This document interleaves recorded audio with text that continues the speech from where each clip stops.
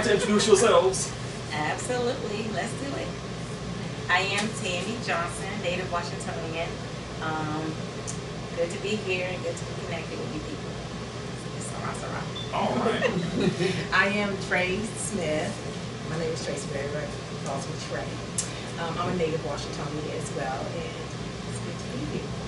Hi, my name is Chiquita McKenna, and I currently live in Temple Coast, Maryland, and enjoy to be here. I'm Anna, and I'm excited to taste everything and have first today. Andrea, Floridian, and yeah, also excited to eat.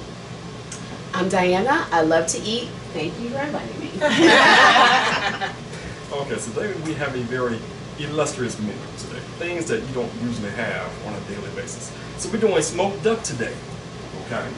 We're also going to do some lamb, but I'm doing it in Asian style. So I'm going to put it in the deep fryer for a few seconds, literally. Then it's going to go over the coals outside and smoke it on the grill. Okay. We're going to have a smoked salmon risotto, and guess what? I've already smoked the salmon. It's already been smoked on the grill. So that's going to go in the risotto. We're going to do a duck gravy with wine in it. Because I made garlic mashed potatoes. You got to have gravy with mashed potatoes, right? Right. So what better than some duck gravy? It is fantastic. Fantastic, right? Then I have a secret dish I'm going to give you.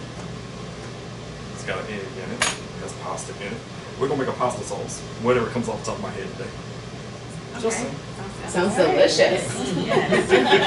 and we have a lovely charcuterie board that we're going to have. And ladies and gentlemen, we do have a word for the day. I'm not going to tell you because every time it's said, we're going to take a drink. Ladies, Yes. ready to start? Yes. All right. Yes. So what is our first conversation topic today? We're going to talk about travel. Travel. Things Great. that are on the bucket list, places that we've been, all that jazz. Okay, so who wants to start us off? You know, one of my favorite trips, right, outside of like honeymoon trip, is always number one, right? But we went to Merida, Mexico, and there's a language school called La Calle, and we went and did class every day for a few hours, worked on some Spanish, and then explored the city around, and I mean pretty much ate our way through Merida. And it's nice because there are some tourists there, but it's not like your Cancun or like the Playa del Mar or whatever. Right. And so it's like you have to speak the language. So it puts you in that nice uncomfortable space where you have to speak, but you're also having fun, and I mean nothing else, you're gonna eat good. So that was a top trip. And then make some delicious food.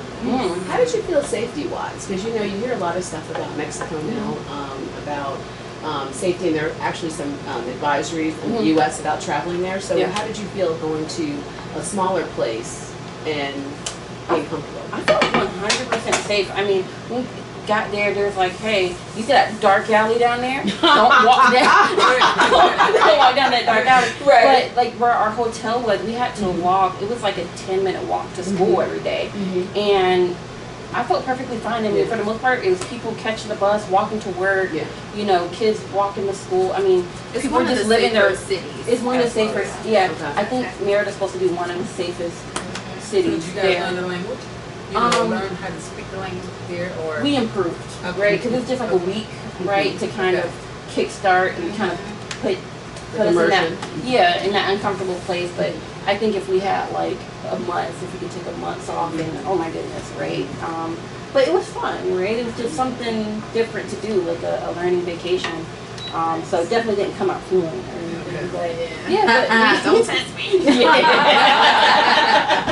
But it was nice, and we felt safe, and we met some nice people who worked with our broken Spanish and were just nice. you know, it's an app too where you can speak English and it translates it into Spanish or whatever, so you can relate that way easier too. Because you can speak something and then the person that speaks Spanish doesn't speak English, they actually understand it in Spanish. Yeah. I learned about that on 90 Day Fiance. Oh, okay. I don't know. I can't remember what name it was. I know my cousin. Oh, Rosetta Stone. Is that what you're talking? Or Rosetta, yeah. Oh, well, so That's Google all. Translate is the most popular. Okay, I think it's just a regular app. Yeah, I think it was what it was, right. Yeah. Probably one of my favorite places have been outside of Thailand, which is where we went for our honeymoon. Was Tokyo. It was such a I was there for 4 months. It was just a beautiful experience. It was interesting, especially being a black woman and being in a place where you don't see a lot of black folks, and the Japanese, their reaction to me. And it was interesting. I had a lot of fun. I had a lot How of was the reaction? There's a lot of picture taking. There's a lot of like wanting to touch you. Seriously? Yeah. Yes. What's so interesting? Like unknown picture taking? Like Yeah, you just both got this known and really- unknown. But so at the time, So you all feel of like a the unicorn almost? all of the cameras had made a noise when you take the picture. So you can, you're on the train and someone's like this, and they're clearly taking a picture of you because you can't take a selfie like this, But all in all, it was a really great experience. Interesting. Yeah. They didn't want to touch your hair, Yep, I'll touch my hair, touch my skin. And what was so interesting about that is hip hop culture and black culture generally, like especially Jamaican culture, is very popular over there. And then like with technology, you would think that seeing black folks was like, oh, it's normal. Right. But it was like they never seen black people again. Yeah, that's what I was Are you saying. serious? Yeah, Right. it was And then literally she's like that. tall on top of Right. it. Yeah. So she's 5'10". Yeah. So Yeah, that- being a plus size woman who's black, they was like with natural hair. They was like, oh. So it was interesting. So, question. How tall were they over there? Were they That's when I was there still. But that's short, like they look. Yeah, just like regular Asian height. I mean, I don't When know. they told Not Asians, What is Asian height? so Yeah. maybe I like say 5'5". 5'6". That's Yeah, what I was yeah, saying. yeah, 5'5", exactly. 5'6". Oh, Yeah, really? 5'5". So were there any tall Asians, I mean, yeah, there were some. I mean, just like any, culture. But most of the people, I would say I was definitely extremely tall. And, like I said, having natural hair, being plus size, being tall, you're gonna stand out. Yeah, for sure. Yeah. And I feel like they're welcoming, but there's also like a dark side too of like you get on the train, you sit down, and the person leaves. Right. So If you go again, would you think be different the second time around?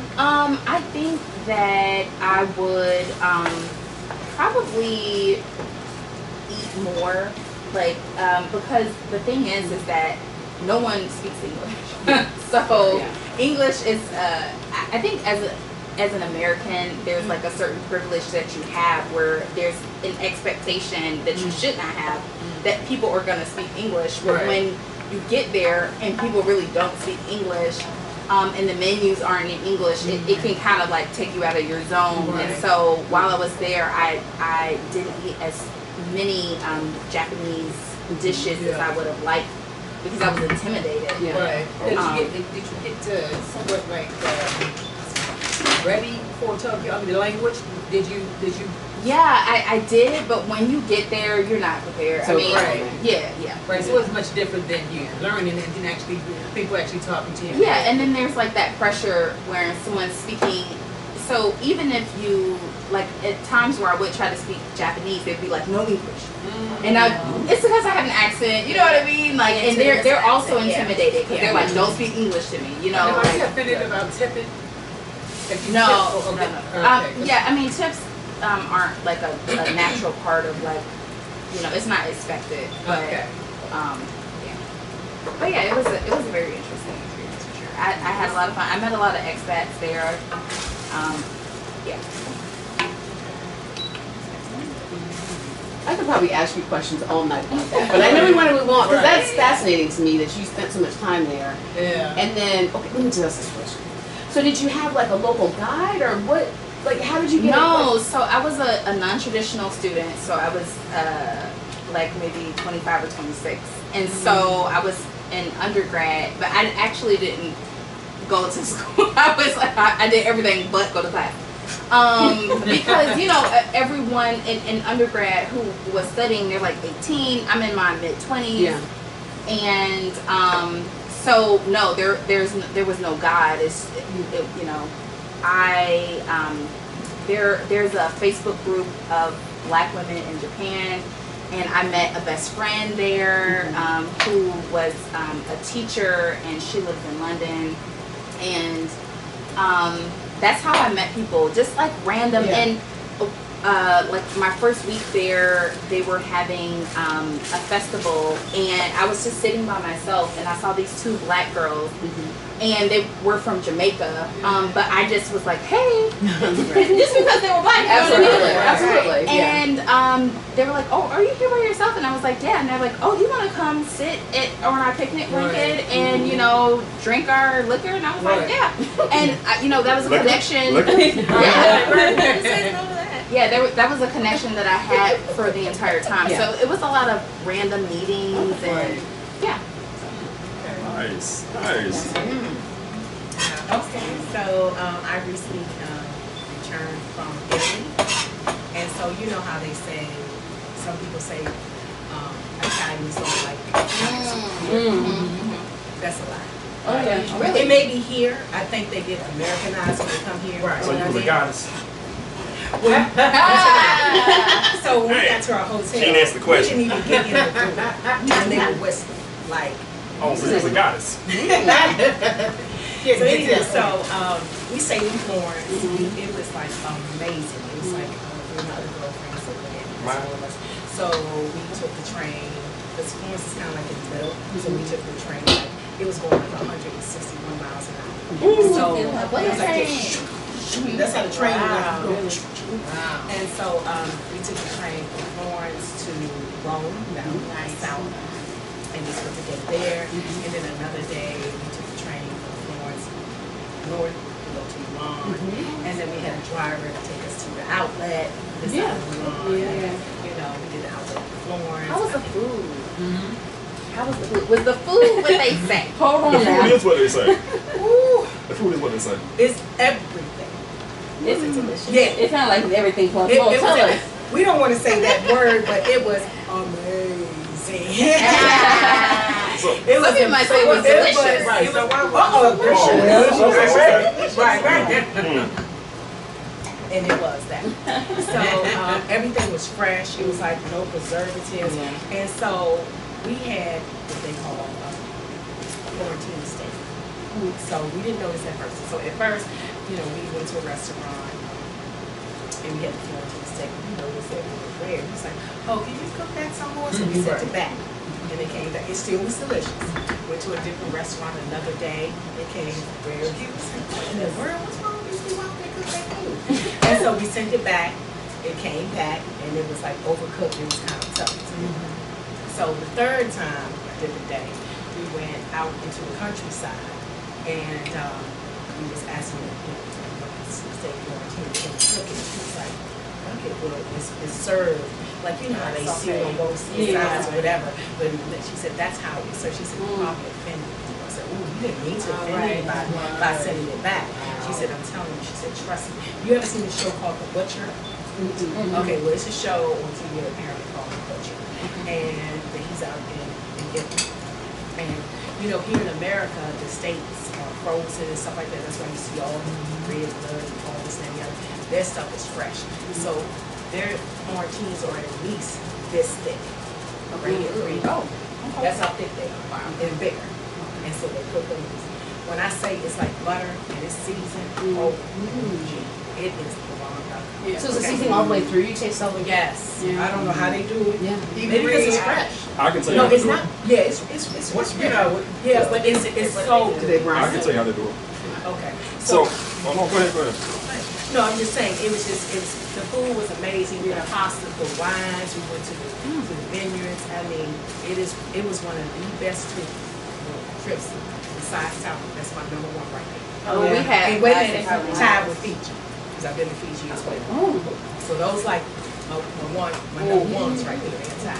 And then this trip that I just had was just amazing. You got to have me on Delta.com. Seriously. Tell you about Air France. So Air France now, they used to have regular first class, right? Because I wanted to use first class. Well, now they have what they call La Première. And the La Familia is $15,000. I ain't gonna be on I said, that well, one. okay then, but there's only 4 seats. Oh, wow. Because they took those seats out and made 4 seats. It's only 4 seats. Okay. $15,000 a piece. So you paying for all everybody else's seats. So we need to be Yeah. seats So 5 and 6. were those seats full when you Well, went? somebody was there. Somebody was in one of them. Okay. So with the La Familia, you get a driver that takes you to the aircraft. They like I say, drop down the steps and you go into a private section and all this, that, and the other. You get the caviar, you get the $500 bottle of wine, Nice. what you want, yada, yada, Yeah. yada. You get a whole different thing. I didn't do that, I'm just saying, that's what you get. Yeah. So Probably I wanted to, sitting on a the land whole when you get thing, I wanted a cocoon. So I did business class and that was Yeah. so we all had cocoons. Yeah, I love my cocoon. So we just had it was just amazing. Everybody was so friendly. You know, like I said, everything was fresh. No preserve. I mean, you just ate so much. We walked everywhere. Yeah. You know, I mean, it was just fun. I've been talking, my girlfriends and I have been talking about going, and we were going to stay in, well, we're going to take a cruise, we're going to stay in Rome a few extra days, then take the train. But now that I'm hearing you, I love how you said Florence is central.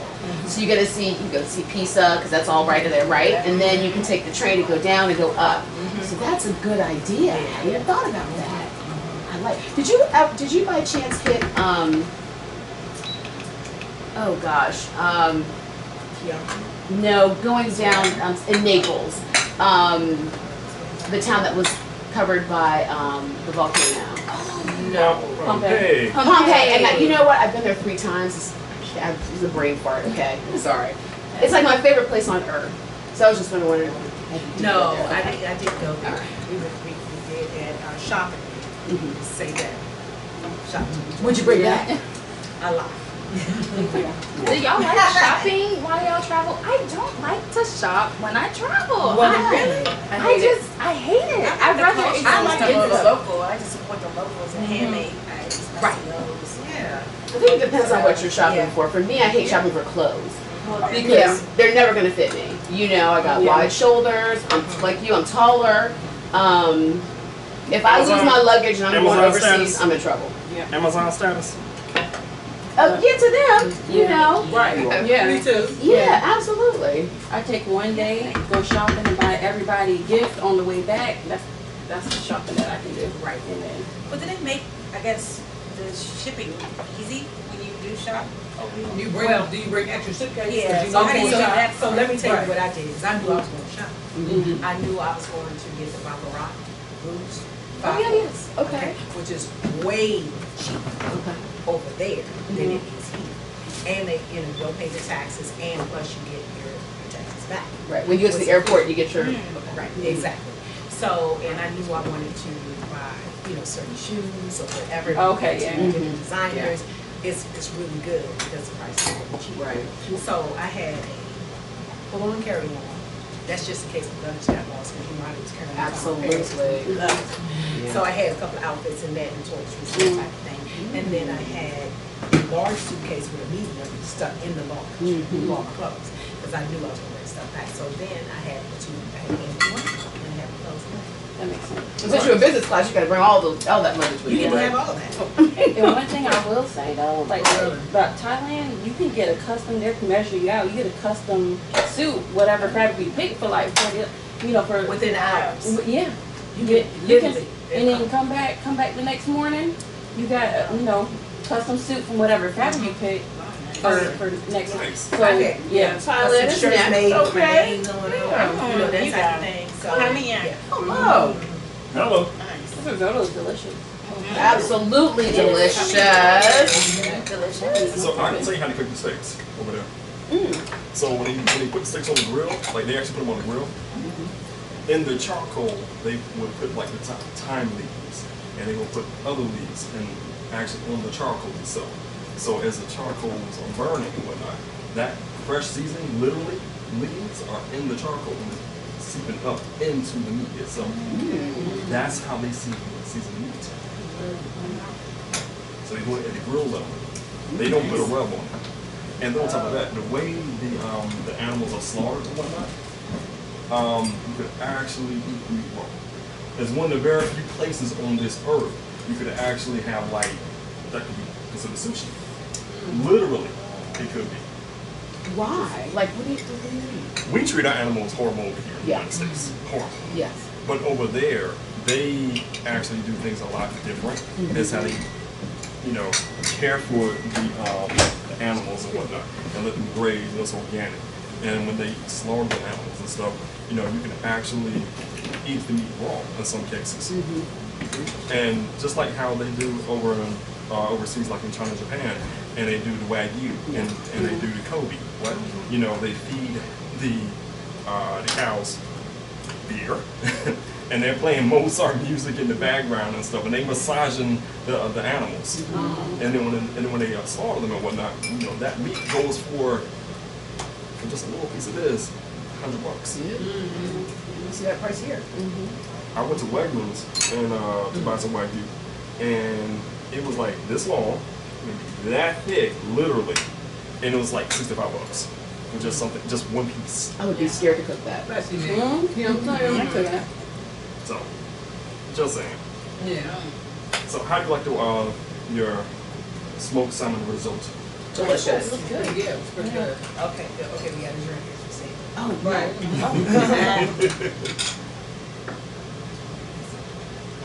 right.